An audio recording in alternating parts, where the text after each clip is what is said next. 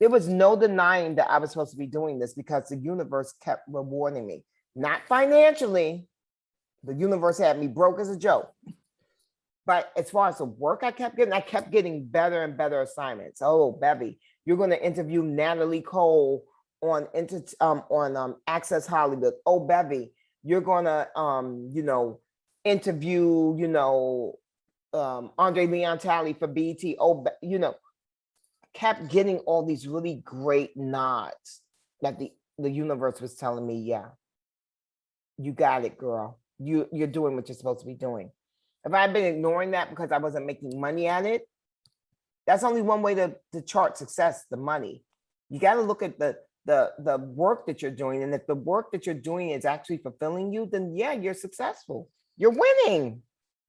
That's all we all want, right? We all want to be able to realize our dreams too.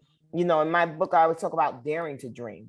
I dared to dream, and then the universe conspired to give me my dreams and make them come true. Now, there was no money attached to it initially, but then the money caught up. And it's cute now. It's nice for me. I got a nice life. Look at you. Sometimes I'm like, oh, look at you.